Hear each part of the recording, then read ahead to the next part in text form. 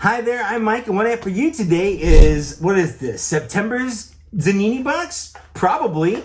Maybe even in the month of September. Who knows? How that works. Am I on point? I don't know. Let's go ahead and get this open and take a look at what's inside. Said that weird.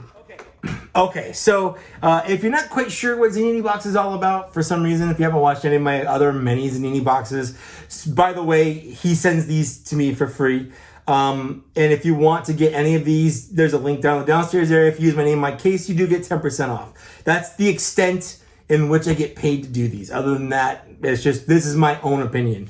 The first things first, as always, he sends these cards to me. You get a sheet and 9 cards to go with it. The cards are all very nice, very sturdy cardboard, which is nice. They've got comics, movies and TV shows, and then video games. So we're gonna start with the top thing with the comics. If you like these, they're $6. That's it. It's $6 for 9 cards, a sheet of them. You get everything you see here. So in this one, we have Batman Rebirth #5 by DC Comics. This was released August 17th, 2016, written by Tom King. Was that cover art by Jordi Belair and Danny Miki.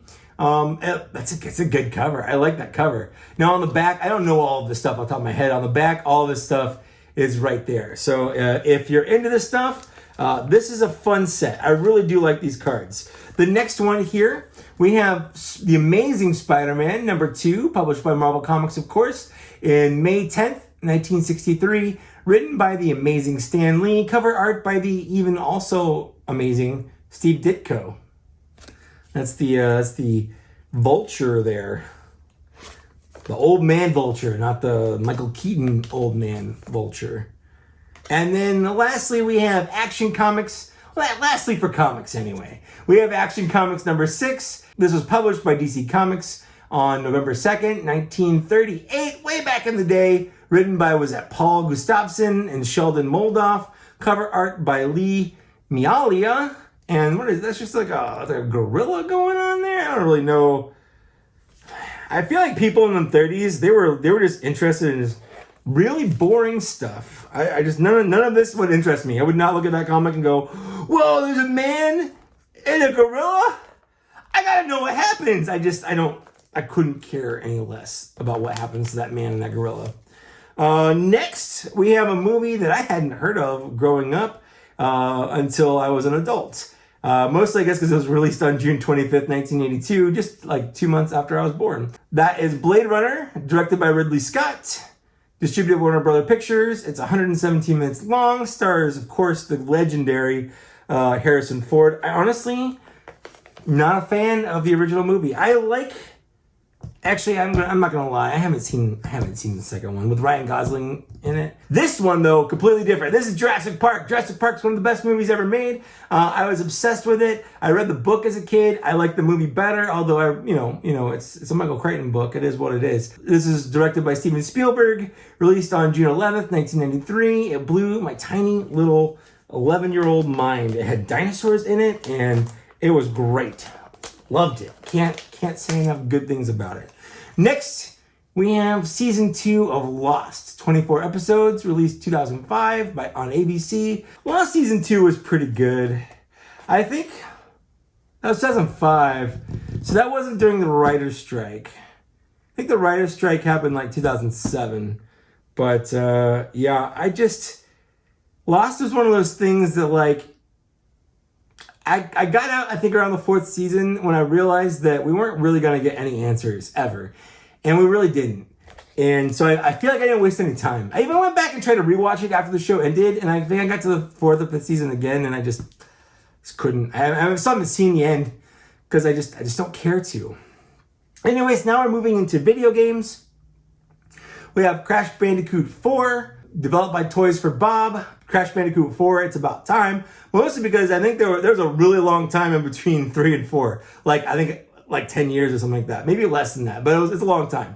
Published by Activision, released on October 2nd, 2020 for Xbox and PlayStation. Haven't played it. I played the original. I think I played the first 2 Crash Bandicoots. I don't think I ever played the 3rd one. Next, we have Minecraft Dungeons. This was released on May 26, 2020 by Mojang Studios. I believe this is sort of like a if you took Minecraft and made it like Diablo, I believe that's kind of what the idea behind that is about. I haven't played it. I did get it for my nephew for Christmas.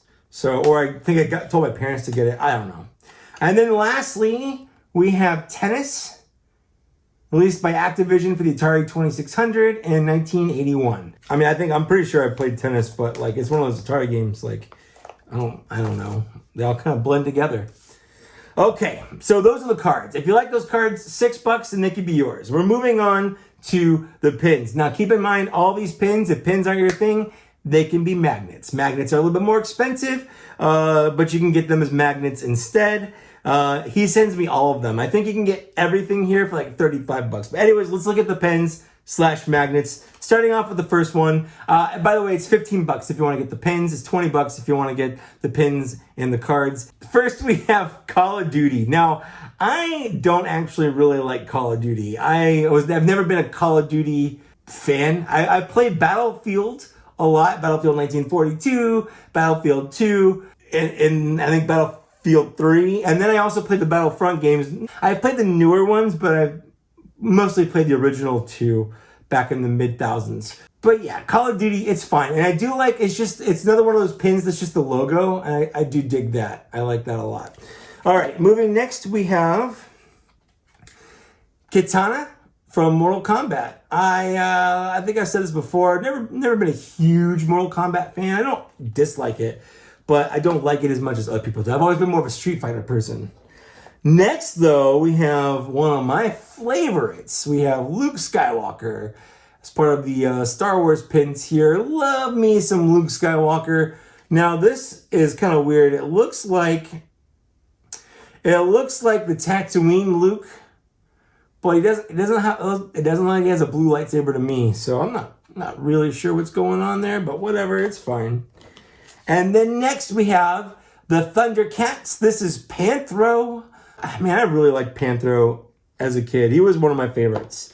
I think other than Lion-O, because he's like the main guy, and you always have to like the main guy. I think Panthro was like right below him in terms of like my favorite Thundercats for sure. And then lastly, we have the next in the Simpsons line. This is Lisa Simpson. So what I like to do here is I like to put these in order from least to best. And I have to say, man, it's not that I don't dislike these, but they're all very kind of mediocre for me. So it's like I'm rating mediocrity. So I have to figure out which I like the best and worst when I only kind of like all of them. So let's start off with my least favorite. And I'm just going by pin here, not necessarily property.